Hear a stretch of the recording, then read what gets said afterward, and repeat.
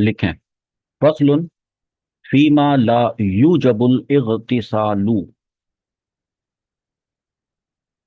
یہ فصل ہے ان چیزوں کے بارے میں جن سے غسل واجب نہیں ہوتا.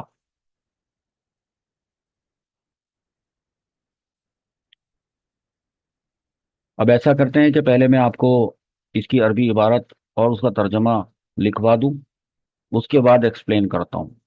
10 چیزیں ہیں جن کے بارے میں لوگوں میں کنفیوژن ہوتی ہے کہ وہ سمجھتے ہیں کہ ان سے غسل واجب ہو جاتا ہے.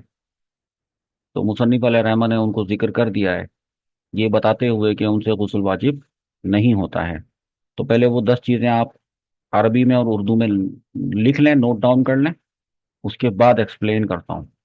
لکھیے کہ عشرۃ اشیاء لا یغتسل منہا. 10 چیزیں ایسی ہیں جن سے غسل واجب نہیں ہوتا. نمبر 1 مزیون، مزی سے. نمبر 2 وودیون، اور ودی سے.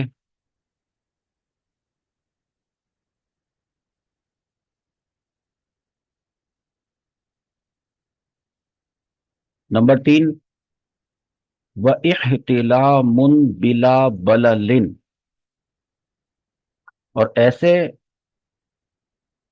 احتلام سے جس میں تری نہ ہو، یا ایسے لکھیں کہ بغیر تری والے احتلام سے. نمبر 4 وولادت من غیر رؤیتی دم بعدہا، اور ایسی ولادت سے جس کے بعد خون نظر نہ آئے، فی صحیح، صحیح قول کے مطابق.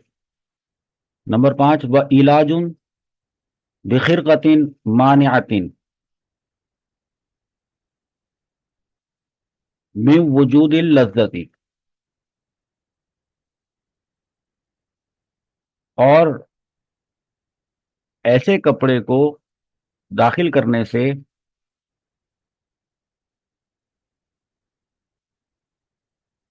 جو لذت کے حصول میں رکاوٹ ہو. نمبر 6 وحقنۃ،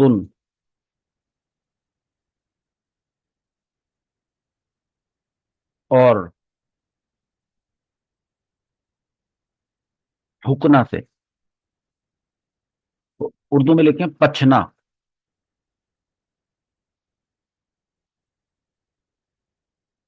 نمبر 7 وادخال اصبع ونحوه فی احد السبیلین، اور انگلی یا اس جیسی کوئی چیز دونوں سبیلوں میں سے کسی ایک میں داخل کرنے سے. 8 اور 9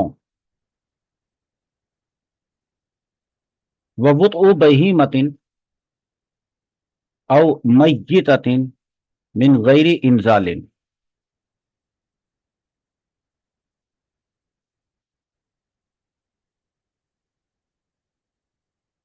اور جانور اور مردہ سے وطی کرنے سے بغیر انزال کے.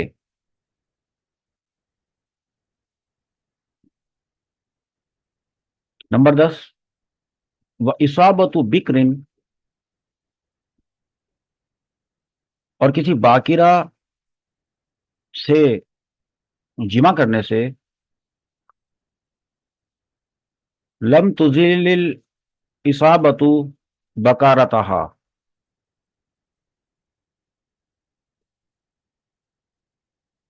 ایسا جمع جو اس کی بکارت زائل نہ کر سکے، من غیر انزال، بغیر انزال کے.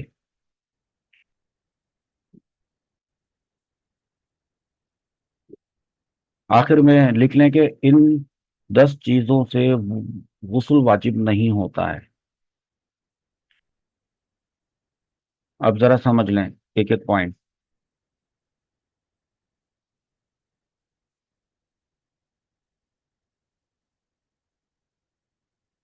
مزی نکلنے سے غسل واجب نہیں ہوتا، ودی نکلنے سے غسل واجب نہیں ہوتا۔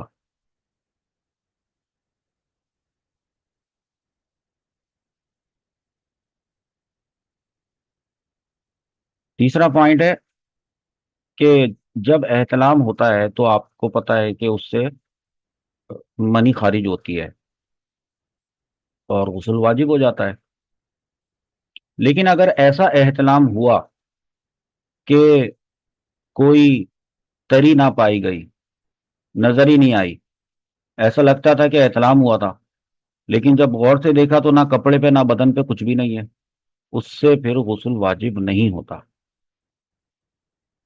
بچے کی ولادت، چوتھا پوائنٹ، بچے کی ولادت ہوئی، اس سے غسل واجب نہیں ہوتا جب تک کہ بچے کی ولادت کے بعد خون نہ نکلے۔ اگر بچے کی ولادت کے بعد خون نکلے گا تو غسل واجب ہوگا، نہیں نکلے گا، نہیں نظر آئے گا تو غسل واجب نہیں ہوگا۔ البتہ بچے کی ولادت سے وضو ٹوٹ جاتا ہے۔ نمبر 5 ہے کہ اگر کوئی شوہر اپنی بیوی کے ساتھ اس طرح سے جمع کرے کہ اپنے ذکر کے اوپر کپڑا لپیٹ لے، اور وہ ایسا موٹا کپڑا ہو کہ جو حصول لذت نہ ہونے دے،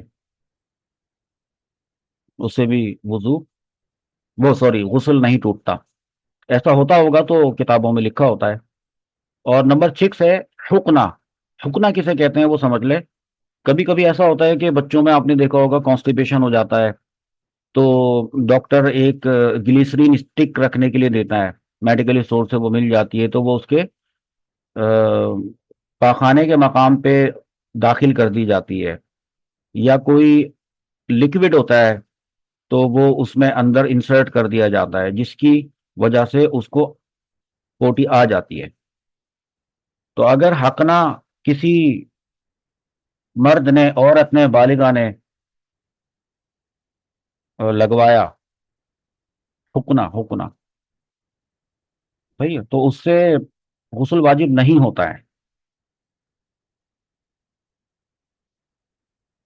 روزوں کے بیان میں بتایا گیا ہے، اور میں آپ کو بتاؤں گا کہ روزے پہ کیا فرق پڑتا ہے۔ غسل واجب نہیں ہوتا۔ اس کے بعد 7واں پوائنٹ ہے کہ انگلی اپنی فرج میں یا اپنے دبر میں اگر ڈالی، یا انگلی نہیں ڈالی، انگلی جیسی کوئی چیز ڈالی، اس سے غسل واجب نہیں ہوتا ہے۔ اس کی تفصیل میں آپ یہ سمجھ لیں کہ ٹریٹمنٹ میں، میڈیکل ٹریٹمنٹ میں 2 چیزیں ہوتی ہیں۔ ایک ہوتا ہے کولونوسکوپی کہلاتا ہے۔ کولونوسکوپی میں ڈاکٹر میدے کا انفیکشن چیک کرنے کے لیے تو ایک تار کے ذریعے، کیمرہ چھوٹا سا، وہ منہ کے ذریعے سے، حلق کے ذریعے سے اور غذا کی نالی سے وہ میدے تک پہنچاتا ہے، اور اس کی پھر وہ ویڈیو بنتی ہے، مانیٹر کرتے ہیں اور پھر پتہ لگاتے ہیں کہ کہاں پہ انفیکشن ہے، پھر اس کا ٹریٹمنٹ کرتے ہیں۔ یہ کہلاتی ہے کولونوسکوپی۔ ایک ہوتی ہے اینڈوسکوپی۔ اینڈوسکوپی میں جو وہ داخل کرتے ہیں، وہ مقعد سے داخل کرتے ہیں دبر کے مقام میں، اور پھر وہ اندر آنتوں تک وہ چیز جاتی ہے، یا صرف ریکٹم جو آنت ہوتی ہے آخری والی، صرف اسی کو انہوں نے مانیٹر کرنا ہوتا ہے۔ یا بعض مرتبہ گائنوکولوجسٹ آگے کی شرمگاہ میں، فرج میں کچھ ایسی چیز داخل کرتی ہے۔ بعض مرتبہ لیکوریا کی ٹریٹمنٹ میں ایسی کچھ چھوٹی سی ٹیوبس آتی ہیں جو فرج میں رکھی جاتی ہیں، یا کوئی ٹیبلٹ آتی ہے وہ فرج میں رکھی جاتی ہے۔ تو ظاہر سی بات ہے پھر وہ جو نرس ہوتی ہے وہ اس کو اپنی انگلی سے اس میں داخل کرتی ہے فرج کے اندر، تاکہ جس جگہ کے اوپر انفیکشن ہے یا جہاں پر بھی اس کو سیٹ کرنا ہے ٹیبلٹ کو یا کیپسول ہوتا ہے، تو کیا اگر وہ انگلی داخل کر دے گی تو کیا اس طرح کرنے سے غسل واجب ہو جائے گا؟ یا نرس نے دبر کے مقام میں کوئی ایسی میڈیسن داخل کی یا ایسی کوئی اسٹک داخل کی، تو یہ جو دونوں مقامات ہیں، کیا ان میں داخل کرنے سے کچھ بھی، انگلی ہو یا ٹیبلٹ ہو یا میڈیسن ہو یا اسٹک ہو، ایسی کوئی سی بھی چیز ہو، جس بھی مقصد کے لیے داخل کی گئی ہو، اس سے غسل واجب نہیں ہوتا۔ پھر آٹھواں اور نواں جو پوائنٹ ہے وہ یہ ہے کہ اگر کسی بد کردار نے کسی جانور کے ساتھ یا کسی میت کے ساتھ، مردے کے ساتھ وطی کر لی لیکن انزال نہ ہوا، تو انزال نہ ہونے کی وجہ سے اس پر غسل واجب نہیں ہوگا۔ انزال ہو جائے گا تو غسل واجب ہو جائے گا۔ مجھے ایک اب بہت پرانی بات یاد آ رہی ہے۔ میں اس وقت یہ انٹرنیٹ وغیرہ نہیں ہوتے تھے، اخبارات ہوتے تھے، تو اخبارات میں مجھے یہ بات پتہ چلی تھی کہ آ، کچھ لوگ مردے چرا لیتے ہیں، یعنی وہ یہ دیکھتے رہتے ہیں کہ بھئی کوئی دفنانے کے لیے لائے، اور اس کے بعد دیکھتے ہیں جو ایک دن کہ کوئی پوچھنے والا نہیں ہے، تو وہ کیا کرتے ہیں، وہ رات میں اندھیرے میں قبر کو کھول کر اور پورا مردہ نکال لیتے ہیں، تو پتہ نہیں اس کے اعضا وغیرہ بیچتے ہوں گے، اور پھر قبر کو واپس ویسے ہی بند کر دیتے ہیں۔ ان لوگ جاتے ہیں، اس کے رشتہ دار، اور وہ فاتحہ پڑھ رہے ہوتے ہیں اور ان کو پتہ ہی نہیں کہ اندر مردہ ہے ہی نہیں ہے۔ میں آپ کو کیا بتانا چاہ رہا ہوں، سمجھ گئے؟ تو اس طرح سے بہت سے لوگ کفن کا مردہ نہیں نکالتے، تو جو چھوٹے والے چور ہوتے ہیں وہ کفن نکال لیتے ہیں۔ اب ظاہر سی بات ہے، کفن میلا نہ ہو تو اس کے لیے وہ جس دن وہ دفنایا گیا ہوتا ہے اسی کی رات کو اندھیرے میں آ کے وہ کر جاتے ہیں، وہ کفن ہی اٹھا نکال کے لے جاتے ہیں۔ اس کی بھی کوئی قیمت ہوتی ہے، وہ بھی ایک کپڑا ہوتا ہے باقاعدہ۔ وہ چھوٹے چور ہوتے ہیں، پھر کچھ بڑے چور ہوتے ہیں، وہ انسانی اعضا کا خرید و فروخت کا کام کرتے ہیں، وہ وہ پوری میت ہی اٹھا کے لے جاتے ہیں۔ اب کیا کریں اس کے لیے؟ کیا اب وہاں 3 4 دن تک، کیونکہ 2 3 دن اور اگر میت پرانی ہو جاتی ہے پھر ان کو اس سے کوئی غرض نہیں ہوتی۔ اب کیا 3 دن تک ہم، کسی کی والدہ کا انتقال ہو گیا ہے، کسی کی بیٹی کا ہو گیا ہے، کسی کی بہن کا انتقال ہو گیا ہے، اب کیا 3 دن تک وہاں پہ 24 گھنٹوں قبر پہ لوگ بیٹھے رہے گھر والے؟ کیا بڑی عجیب سی صورتحال ہے! کیسے کیسے لوگ ہیں! انسان ہی ہے نا، یا حیوان نما انسان ہے جو ایسے کام کرتے ہیں؟ بہرحال یہ میں نے آپ کو وہ والی باتیں بتائیں کہ جن سے غسل واجب نہیں ہوتا ہے۔ اس کے بعد ہمارا جو اگلا سبق ہونے والا ہے وہ ہونے والا ہے غسل کے فرائض۔ آپ کو پتہ ہے نا کہ غسل کے 3 فرائض ہوتے ہیں: کلی کرنا، ناک میں پانی ڈالنا، اور پورے بدن کے اوپر پانی بہانا۔ یہ تو 3 فرائض ہوتے ہیں، لیکن مصنف علیہ رحمہ نے، نور الہدیٰ کے مصنف نے، غسل کے صحیح ہونے کے لیے، غسل کے مکمل صحیح درست ہونے کے لیے، پرفیکٹ ہونے کے لیے 11 فرائض بیان کیے ہیں۔ تو اصل میں تو وہی 3 ہیں فرائض، لیکن ابھی آپ جب ان 11 کو پڑھیں گے، اگر آپ سے کبھی کوئی پوچھتا ہے غسل کے کتنے فرائض ہیں، تو آپ بتائیں گے 3۔ لیکن اگر آپ سے کوئی یہ پوچھتا ہے کہ نور الہدیٰ کے مصنف علیہ رحمہ نے کتنے فرائض ذکر کیے ہیں، پھر آپ نے 11 کے 11 بتانے ہوں گے۔ چلیں آگے۔